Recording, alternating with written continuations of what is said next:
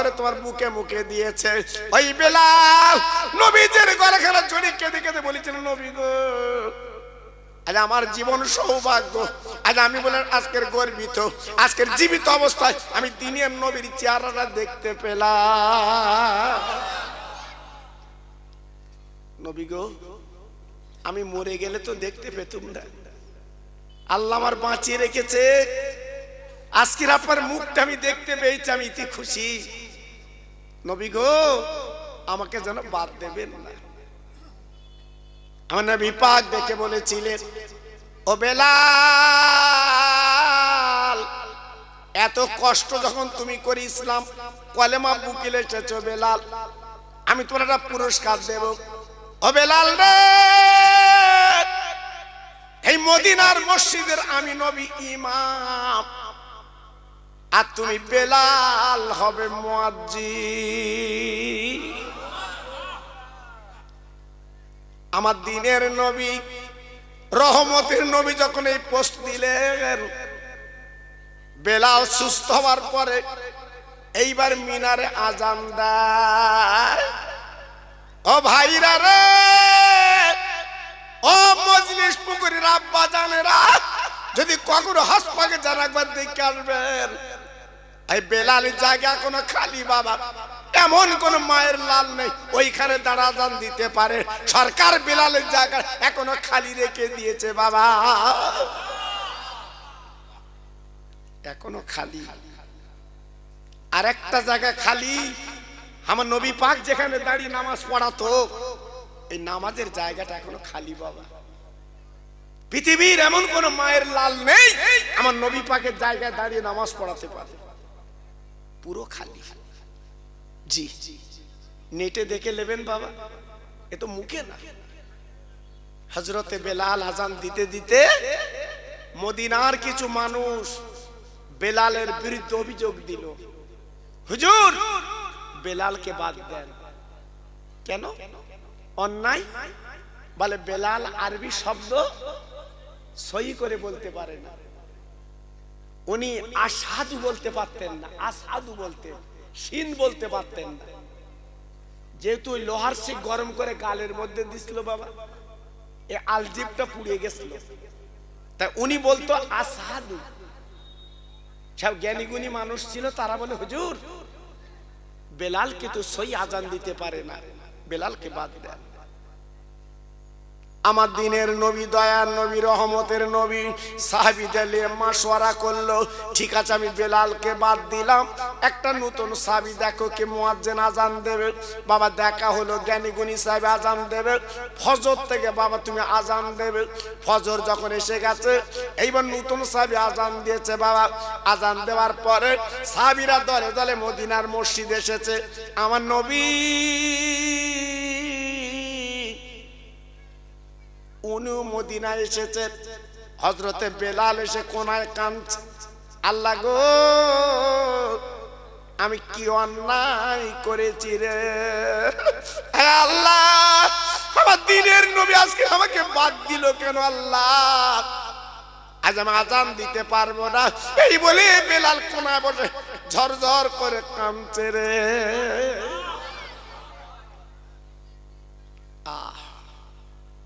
ও ভাই, মন করে কথা বলছে না, কিতাবে লেখা আছে বেলাল আজান দেয়নি, নতুন সাহাবী আজান দিয়েছে। আল্লাহর কি মহিমা, আল্লাহর কি মহত্ব, বেলাল আজান দিলে সকাল হয়ে যায়, নতুন সাহাবী আজান দিয়েছে অন্ধকার রয়ে গেছে, সকাল কিন্তু হয় না। সবাই চিন্তা করছে আরে এত অন্ধকার কেন, বেলাল আজান দিলে সকাল হয় আর আজকে সকাল হয় না কেন, কারণটা কি, ব্যাপারটা কি, চিন্তা করছে। আমার দিনের নবী বাবা মদিনার মেম্বারে বসে, ও ভাই হযরতে জিবরাইল নবীর সালাম দিলেন, নবী গো সকাল হবে না। ও নবী বেলালকে বাদ দিলেন কেন, বেলালকে বাদ দিলেন কেন? বেলাল যতক্ষণ আজান না দেবে সকাল হবে না। ও ও নবী বিলাল আযান দিতে দেন, আল্লাহ সকাল করে দেবে। আমার নবী পাক ডেকে বলল, জিবরিল, বেলালের আযান তো সহি হয় না, উনি আশহাদু বলতে পারে না, আসাদু বলে, এই জন্য ওনাকে বাদ দেওয়া হয়েছে। জিবরাইল বলে, নবীজি রে, বেলাল যা বলে বলুক। ও নবী, খবরদার বেলালকে যেন বিপদ দেবেন না। এই বেলাল যখন আযান দেয়, এই মদিনার মানুষ শুধু শোনে না, আমার আল্লাহ নিজে শোনে।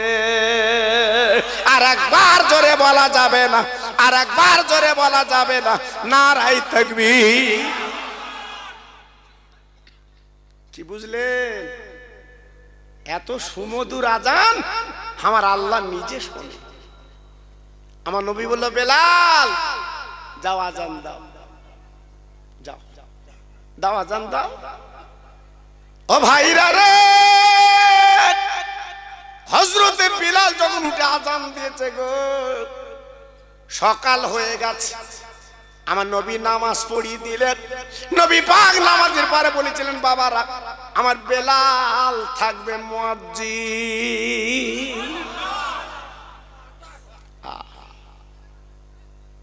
সেই বেলাল আযান দিতে দিতে দিতে দিতে আমার রহমতের নবী যতদিন বেঁচে ছিল, বেলালই মুয়াজ্জিন। আমার নবী পাক যখন ইন্তেকাল করলেন, হযরতে বেলাল আর আযান দিলেন না। নবী আমার সোমবারের দিন ইন্তেকাল করেছেন, বুধবারের দিন নবীকে কবর দেওয়া হয়েছে। বেলাল নবীকে মাটি দিয়ে মাথার চুল ছিটতে ছিটতে জঙ্গলে চলে গেল। হযরত আবু বকর সিদ্দিক রাদিয়াল্লাহু তাআলা আনহু হলেন ইসলাম জগতের প্রধান খলিফা। জি, 6 মাস পরে বেলাল এসেছে মদিনায় নেতা মানতে। আবু বকরের হাতে হাত দিয়ে নেতা মানছেন। আবু বকর সিদ্দিক হাতখানা ধরে বলছে, ভাই বেলাল, আজকে 6 মাস তোমার আযান শুনি নে, কলিজা জ্বালা করছে, একটু আযান দাও। বেলাল বলেছিলেন, ইয়া আমিরুল মুমিনিন, ইয়া খলিফাতুল মুসলিমিন গো, আপনি আযানের কথা বলবেন না। আবু বকর ভাই, আমি আযান কি করে দেব? আযানের মাঝখানে আমার দিনের নবী নাম, মধু নবী নাম আসবে, আমি উচ্চারণ করতে পারবো না, যেহেতু আমি বেলাল আযান দিতে পারি না। চলে গেল, আযান দিলেন না। ও ভাইরা রে, হযরত ওমর ফারুক তিনি দ্বিতীয় খলিফা যখন হয়েছেন, হযরত ওমর গুটি গুটি পায়ে চলে এসেছেন। হযরত ওমরের হাতে যখন হাত দিয়েছেন, হযরত ওমর ফারুক রাদিয়াল্লাহু আনহু হাতখান জড়িয়ে বলছে, বেলাল, তুমি আমার চেনো, আমি ওমর, আজকের আযান তোমার দিতে হবে, কোনো উপায় নেই। ওই বেলাল চিৎকার করে ডেকে বলেছিল, আমিরুল মুমিনিন গো, আপনি যতই দাবি করেন না কেন, বেলাল আযান দেবে না। ওই মদিনার মসজিদে কচি কচি বাচ্চা দুটো বসেছিল, পিছন দিতে পাঁজা করে জড়িয়ে বলছে, ভাই বেলাল গো, ভালো ভালো তুমি আযান দেবে কিনা বলো। হযরতে বেলাল পিছনে তাকিয়ে দেখে, এই কচি কচি দুটো বাচ্চা অন্য কেউ না, আমার নবীজির দুটো নাতি। ও ভাই, হযরতে বেলাল দেরি করলেন না, হাসানের গলা কাটা জড়িয়ে বুকে নিল, হোসেনের গলা কাটা জড়িয়ে বুকে নিয়ে মুখের দিকে তাকে বলে, নবীর নাতি রে, আমি সবার কথা ফেলতে পারবো, তোদের কথা ফেলতে পারবো না। তোরা যখন ছোট ছোট দিয়ে যখন দাবি করেছিস, আমি বেলাল আযান দিতে রাজি।